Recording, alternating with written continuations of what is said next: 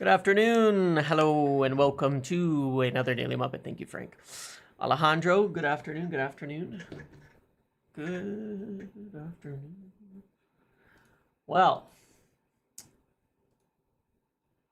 now that is an interesting team. Gotta tell ya.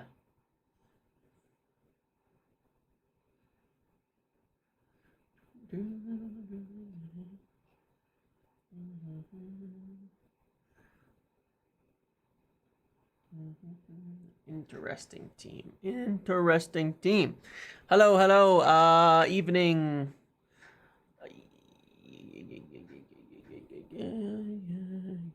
Of course he's fit, but not being selected can simply be being down to not playing, not training for a couple of days.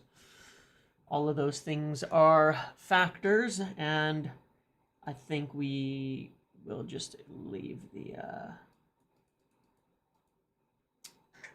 that alone. I do not care for more discussion on that subject because we already have discussed it all ad nauseum. And we already knew yesterday that he wasn't going to be selected. The fact that I'm not dreading this 11 tells you, well, what is the 11? You know, I wanted to do that first and foremost. Looking at this is what? Yeah, there's a lot of reasons. Yeah, look, there's a lot of reasons not to pick Rashford for this game, right? Not training for 2 days. One could be fit, but not up to the levels that the manager would want to be selected.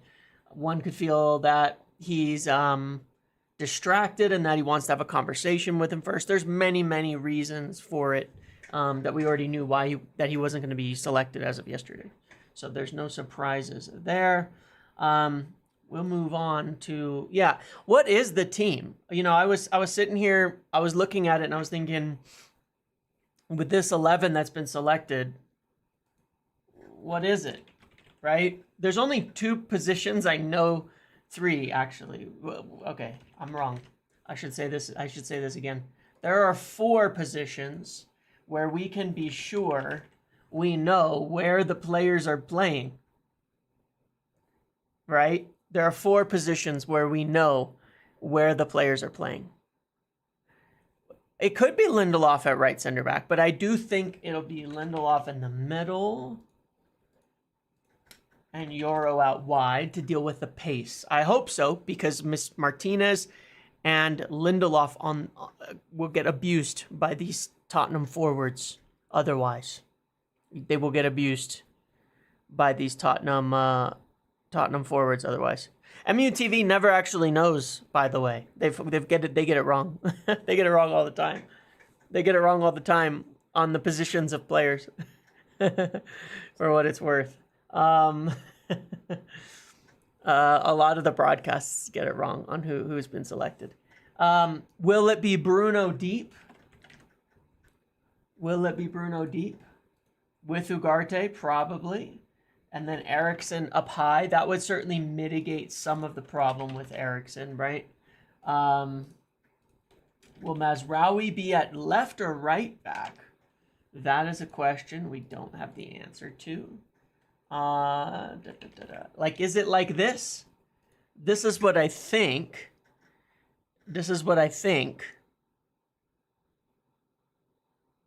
But there's obviously some, you know, you could swap these. Does Yoro go? No, that wouldn't make any sense. Why would he do that, right? This is what I think. No ways Eriksen play. Why? Why wouldn't he play upwards? Why would he play deep? Why would he play deep? Deep is worse. Deep is worse. Any problem you have with Bruno is worse with Eriksen deep.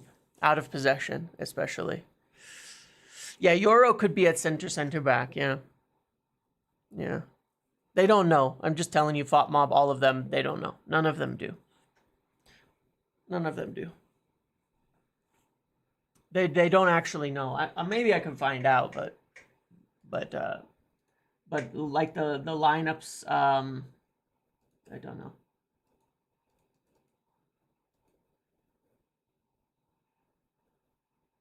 Mm-hmm.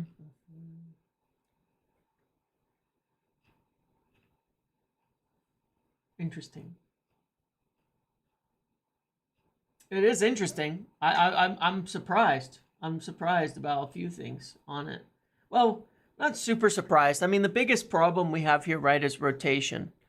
Um, it's rotation. Yeah, because we didn't have a problem with Solanke last time, Aiden. That's the thing. We had a problem in the wide areas. Who's starting in the front three for Tottenham? Is it who is it? Is it Son? And I don't actually. I've not watched Tottenham recently, to be honest.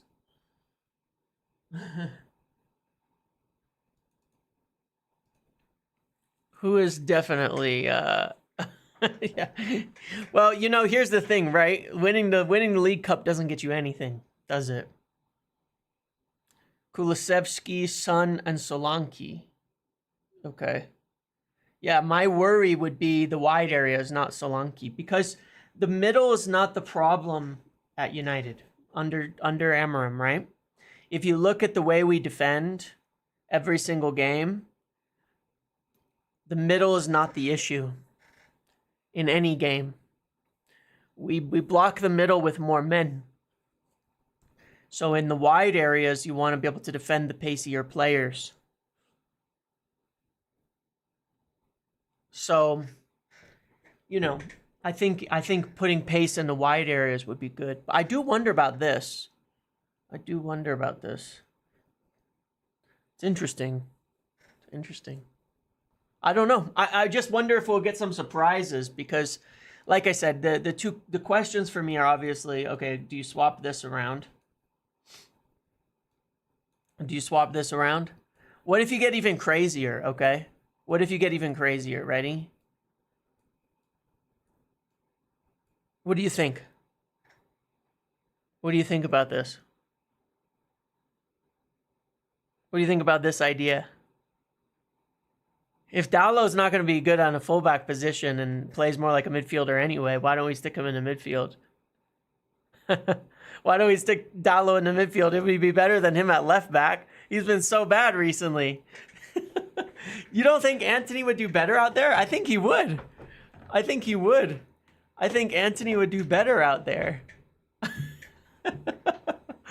I think Anthony would do better out there. I honestly think this would be better. I think Anthony would do better out there. Anthony's been better at wingback so far, right? But then, yeah, what if you do this, right? Yeah, now it's even better.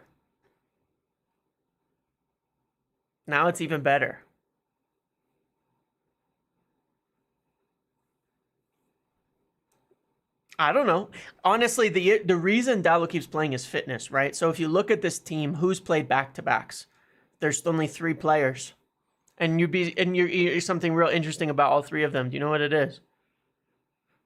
There's only 3 players who are playing back-to-back. They're all fucking Portuguese players. Ugarte, obviously coming from Portugal. These are your only 3 back-to-back players because they're the only 3 players who have the fitness, who are fit, right? Mazraoui actually is also playing, isn't he? Is he played on Sunday? Yeah, Martinez too. But no, look, he obviously relies. I know there's actually 5. There's 5 players back-to-back. So I'm just teasing everybody, but no, he obviously rates the fitness extremely highly because Mazraoui and Martinez started on Sunday, didn't they? If I'm not mistaken. Did Martinez start? Did Mazraoui start on Sunday? Why can't I remember now? God, that game was a blur. Yeah, Mazraoui must have started. No, he didn't. Yes, he did. 6 with Højlund. Did Højlund start on Sunday too? Oh my God. Yes, who knows? Anyway, no, where I was actually going to, it's half the team that is playing back-to-backs. No, but honestly, the reason is fitness. The reason is fitness. Bruno and... yeah, he obviously rates certain players' fitness higher than others. Bruno and Dallo have pretty much played every single game. Mazraoui was playing every game, and then he got a rest as soon as he could bench him. But that's the reason why, if you want to know. It's just fitness. Dalot hasn't played well, in my opinion, at all, but he is very fit. He is a fit player, that's for sure. I'm not fit. No, I've lost my mind, honestly. Cobby, they're just protecting. Cobby, they're just protecting his fitness as well. You know, they're just protecting his fitness also. That's all there is to it. Yeah.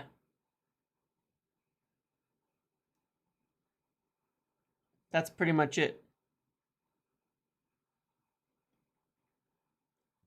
No, I don't know where these guys are all starting. I'm just throwing names. I'm just putting a bunch of names in here. I was playing things around. This is not what I think will happen. But if we go back to what it is, then it's obviously this to me. De Ligt is sick. De Ligt is sick. Look, what Ruben Amorim said specifically was, and I think people are putting it out of context here. He was asked, what was he asked? Asked about Rashford, he said, selection. I chose the players I felt was ready to cope with the demands of playing a strong game. There's a lot of things you can take from that, from a player who didn't train for 2 days and obviously has these issues. No, what he said was it was selection. What he said was it was selection. He didn't say he's super fit and ready to go. He said, I chose the players I felt was ready to cope with the demands of playing a strong game. One could even take that to imply that he's not fit, frankly. But it's just people are going to take it however they want. Either way, he has only had 1 day of training since Sunday, which was on Wednesday, and then didn't travel. So obviously he's not up to the task that that Amorim has for right now. That's all. But people are just taking it out of context to just continue the story over and over again. We already know. We already know. And I do want to talk about some ideas I had about Rashford replacements, by the way. De Ligt is just ill, but I do want to have... Yeah, Amar, I agree. If the club can have people talking to press saying that a player's for sale, then there's nothing wrong with a player. There's nothing wrong with a player commenting on it too. There's nothing wrong at all, and it's fine. Like I said, I think it's more above board than people are thinking. All of it. I think Rashford knows the club want to move him on. They had discussions about it. And everybody knows where everybody stands in all of this, frankly. It's just come to a head. That's all. That doesn't mean he's going to go anytime soon, because selling is a totally different problem. Finding buyers is a totally different problem. For sure, that is a problem. But let's talk about the players that are there, hey? I mean, that's what matters, isn't it? I mean, what's the point? Well, let's just talk about the players that matter. Well, he also said today, he said the lineup reflects the relative lack of importance. Right, he said United the demand to win every title, but his head is in the Premier League. So you can kind of, I think he's commented on two things. I think he's commented that the Premier League is super important, and he's commented that the Europa League is super important. I think those are the two things he commented on so far. He seems to not view this as important. And I understand. What's your opinion on some fans pushing Kobbie Mainoo left 10 role? Absolutely not. Absolutely not. Nope.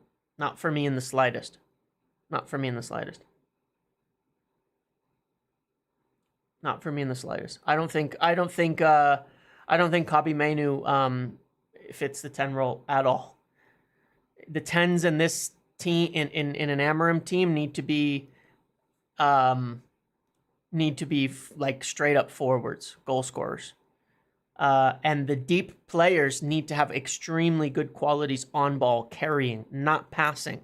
And that's what Kobbie is very good at. And that's time and time again, you know, that's what I've indicated in talking about it, is the players that do well are the ones who can carry the ball in an Amorim system. Carrying the ball from deep is more important. That's why Bruno struggles from deep and is better in a forward position. because passing is more useful in the final third. Dribbling is more useful in the middle thirds and the back third in this Amorim system. So you want more dribbling, you want more carrying, you want more of a possession qualities from your deeper players, whereas you want your attackers to be passers, creators, and shooters. That being said, I've explained this many times. This left-sided player is supposed to be a late runner, which is exactly how he scored against Liverpool, which is exactly how he scored against Man City in the FA Cup final.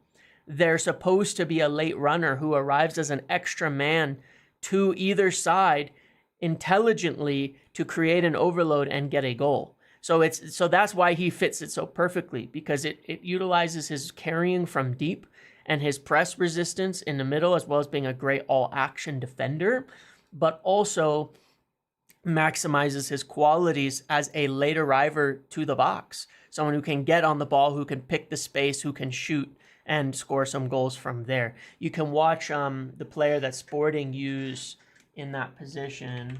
What's his name?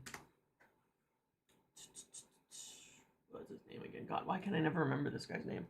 I feel like I always mess it up is the problem. Morita. Morita was the guy that he used regularly in that position, and he had, scores a few goals a year on that basis, and that's what he uses it for. That's what he does for.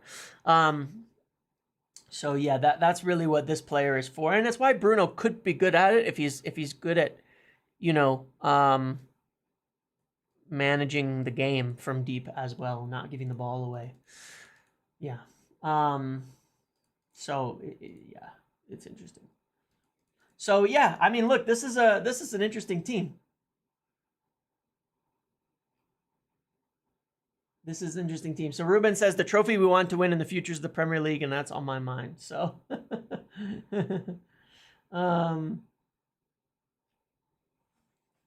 yeah. You can tell what he's prioritizing here.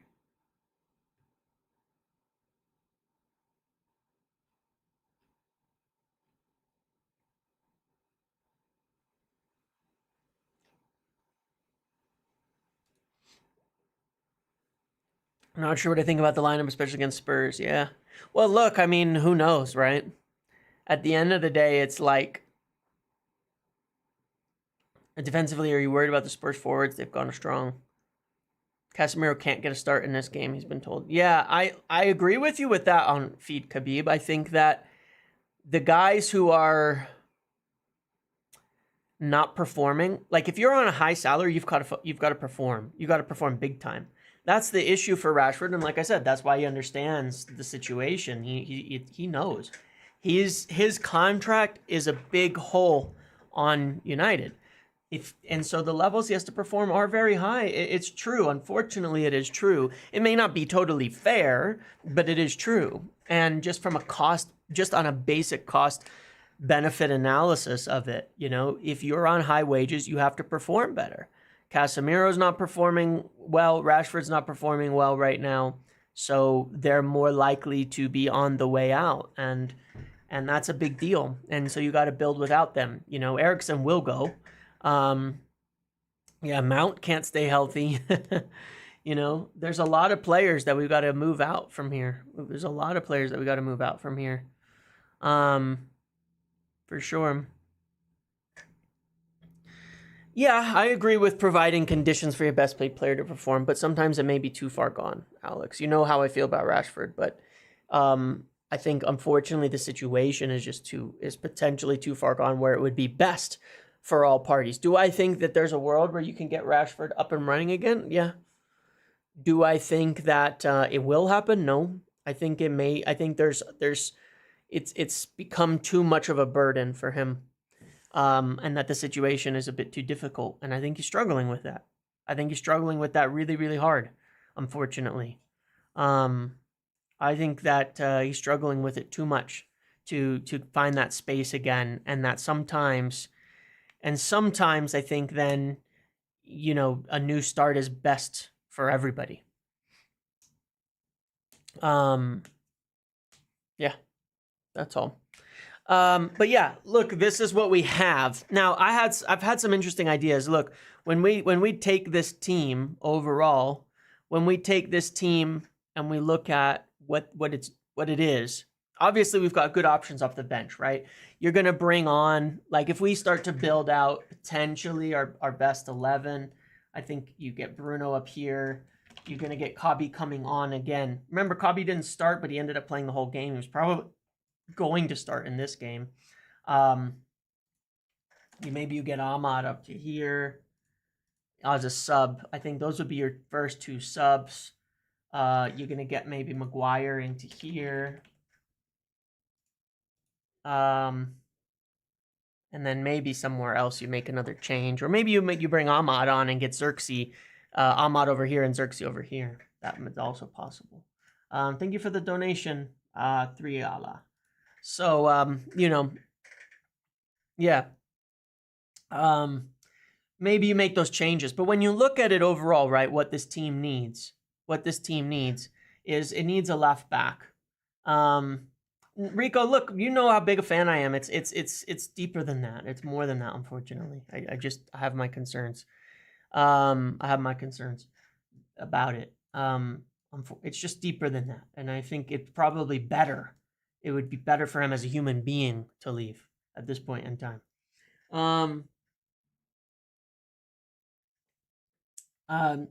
We need 10s, right? And maybe a right wing back. But here's what I was thinking, right? We've had debate about strikers too. And at Sporting, obviously, Ruben Amorim used quite a few different styles of players up front. Used quite a few styles of players up front between Gyökeres, between Harder, between Araujo over his time there. Different styles of strikers. And I was thinking about this, what would be the ideal for me? There is that, who would be the ideal replacement, right? Because we've been talking about young players, Mastantuono, Nippon, guys like that, Chris Rigg, etc.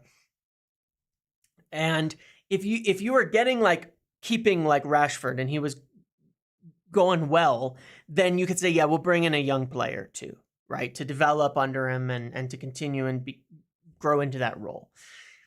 If you're going to move on someone like Rashford, a big player, then I think you need to sign a big player. And one of the things that we still lack, let me go back to this lineup for a second. One of the things we do lack is I think we still definitely lack some physicality and size, right? That's for sure. But I think if we were to go for a big player, a good player, a top player to really improve the front three, aside from we know we need a left back, aside from we know we need a midfielder, but if we need more attackers, right? Because all we have left is Højlund, who's still somewhat young and unproven, Xerxes, young and unproven, Garnacho out of form as well, could be sold also. Bruno Fernandes, kind of in the front three, but also aging and is maybe not the long term of this team. And Mason Mount, who can't get injured, who can't stay healthy, I should say. And then Ahmad. Ahmad's probably our best player in the front three right now. We need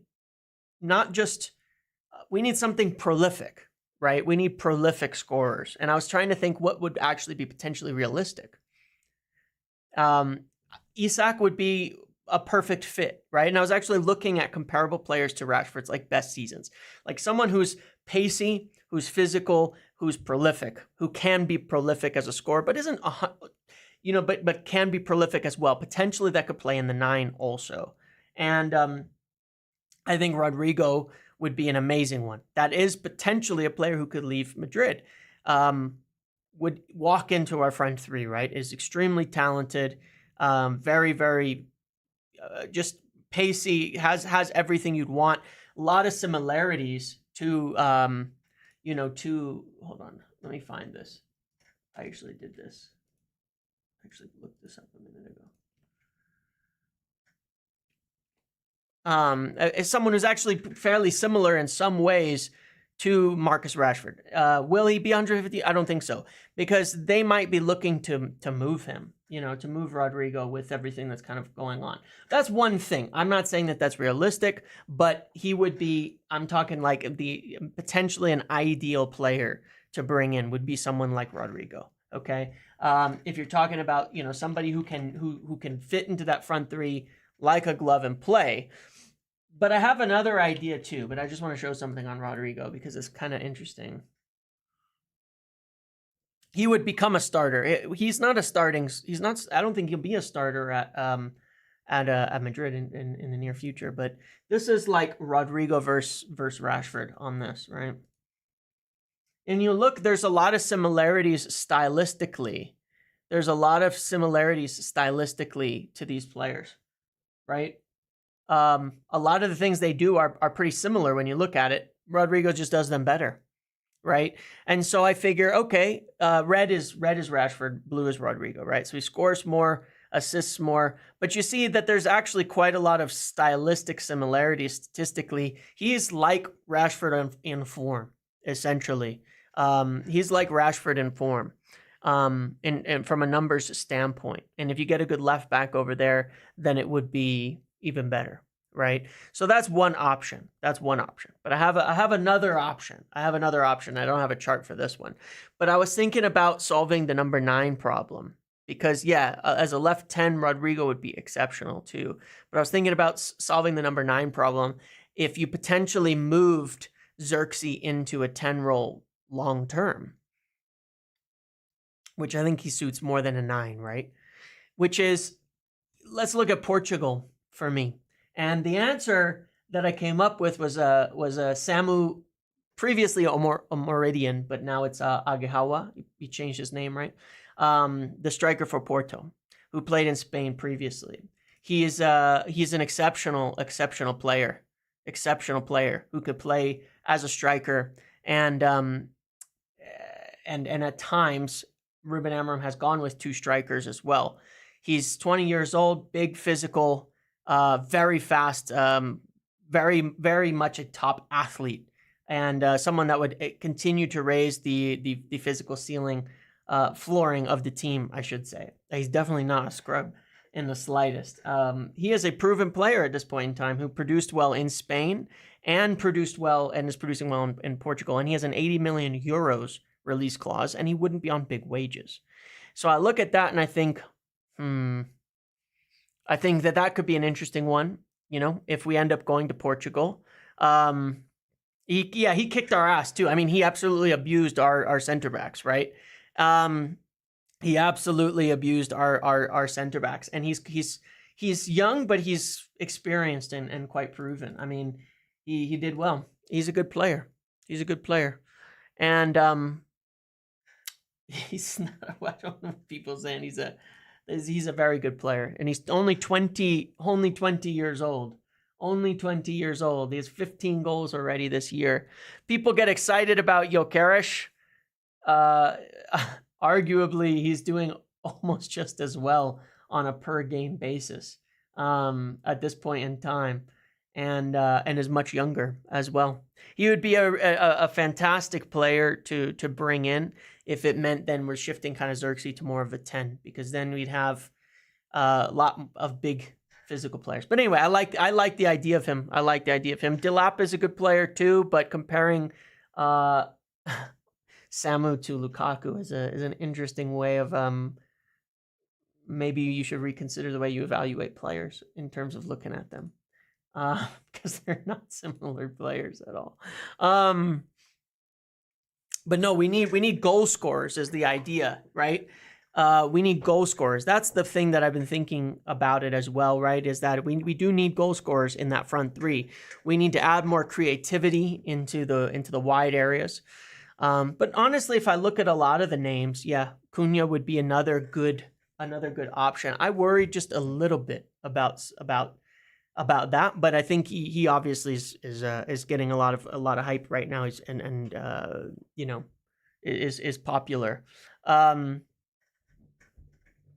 So, I mean, ironically, yes, young Lukaku would actually be amazing in this team. Lukaku at Everton in the first couple of years under Jose was a stunning player. But either way, we go back to the team. I like the options that have been discussed, and you can see what we need, right? I don't really care who we get, quite honestly. When you talk about left backs and things, we go for one. If we get Gutierrez or Kirkes or Aït-Nouri or any of those type of players, I think is a huge improvement on our left side to add creativity. I think if we got like a Kenda for the right wing back that was able to consistently push Ahmad into the front three, that would help the situation. But then I think we need a more potentially prolific physical forward, because Ahmad is tiny. Mason Mount can't stay fit. Bruno isn't particularly fast. Xerxes isn't fast. There's not a lot of pace and power in that front three in terms of the options that we have left, in this situation. And so that's why I think, they're two different players, right? Obviously, Rodrigo and Samu, but I think that either way, they both provide some different strengths there that could be suitable for some things that we lack. No doubt about that. But we'll see. Would you sell Bruno then? I think Bruno has a couple years left at maximum anyway. I just think he does. But yeah. Physical center back, top tier with back, top tier 10. Right, and I would agree, because those are your starters. Like, that's kind of my point. I'm happy with this as a starter. This doesn't convince me yet. So you need a starter here. I still think you need a starter in here to and then you can get, De Ligt in and such as well, right? I think you need a starter, and I'm just not convinced yet of this. I think that maybe this, I don't know. I'm not convinced. But we'll see. We will see. I just been thinking about it. I do think that if we do end up moving Rashford on, we need the right fits, obviously, and we should still get younger players.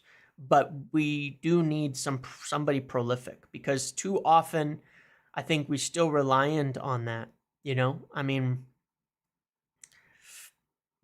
or too often. Look, quite honestly, we still have struggled to score in batches, you know what I mean? Like, it's come in bunches, but it goes through the dry spells too.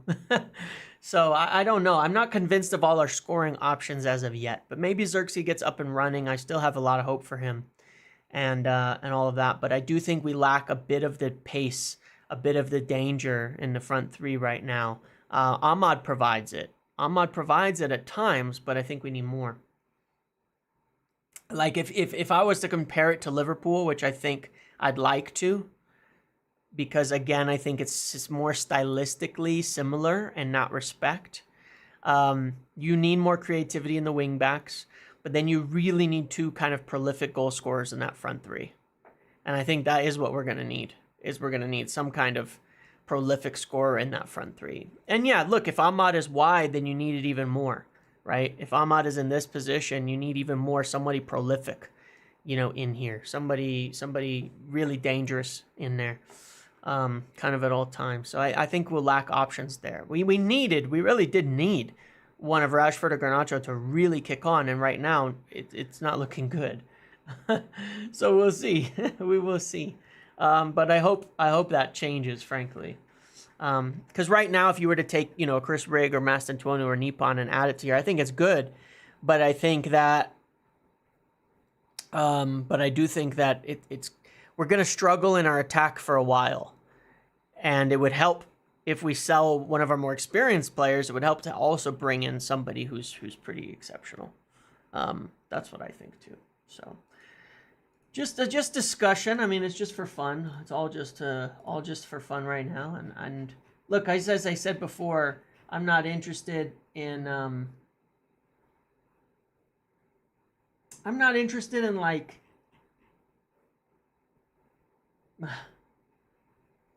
I'm not interested in getting into endless debates over players and all that kind of stuff. All I really want to do now, under Ruben, I said that I would back him no matter what. No matter what. I said that, if you recall, when he came in, I said this very bluntly because I hoped this situation wouldn't happen, but it's not something that was out of sight and out of mind. That if Rashford didn't get going under a new manager, that would be the end, And I said back then, you could all find it, but if you all watch a lot of my videos and you'll remember it, when Ruben Amorim joined, I said it very bluntly, more than a few times right in the beginning. I said, I promise you this, I will stand by this, no matter what. I'll back his decision making over any player, any individual, anyone like that, and to the T, 100%, because I know what type of person he is, and if you can't get going under him, then it's best to just find a new place. And that would be better for everybody. So whatever the reasons are, and there are plenty, and there's a lot of blame to go around prior to Ruben Amorim coming in for a lot of the situations that we see, not just with Rashford, but with other players, with Casemiro, with other individuals. There's certainly a lot to go around. It doesn't really matter. That's what's here now. If you can't get going under him, that's fair. If he doesn't like you, then so be it. Then I back that 100%. And again, they're really, really, really intent on giving Ruben Amorim, the players that he wants, the team that he wants to a T. Not like him picking the players, but giving him what he needs 100% to have the best team to carry out what he needs to, and to have this club be successful again. That's why they got rid of Dan Ashworth. He had different views. Look, I agreed, Rico, Chris. I love Rashford. Easily his biggest fan. I'm not turning my back on him. I will always support him. I'll always defend him as a person. I believe that he's going through it personally quite strongly right now. And it doesn't matter what you make and all of that in that case. It doesn't matter in that case. And it's been happening for a while. Some people handle it better than others and some people don't. I think it's on that side of it, I'll always separate that out. I think he's a good person and has been at Manchester a long time. And I think it's totally fine if he leaves on everything. And I don't think it needs to be on bad terms. There's no reason for that at all if he does leave. But from a football standpoint, football is football at the end of the day. I support the club and the manager over anything else. Always. And the manager when it makes sense, because there are times that has not actually made sense based on some of the things that I know. But I know what Ruben Amorim is, and we have a real structure in place behind him as well that is all aligned towards doing the right things. It is what it is.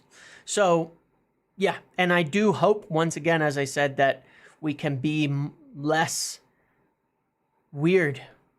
Parasocial, maybe, is the right word for it. Because social media has created a heavily parasocial atmosphere where people, in a very toxic way, where people talk about it, get way too personal about it. Like I said, I think Rashford's a good person separately to football because of what he's done off the field, that I think is very admirable. That I think is very admirable as a human being. So if he leaves the club, I'm good with him as a footballer. It's fine. He can leave as a footballer, That's all there is to it, I loved watching Fred as a footballer, and I was sad to see him go as a footballer, and life goes on. But I think it becomes parasocial the way that we go after people on a personal basis. It's very weird.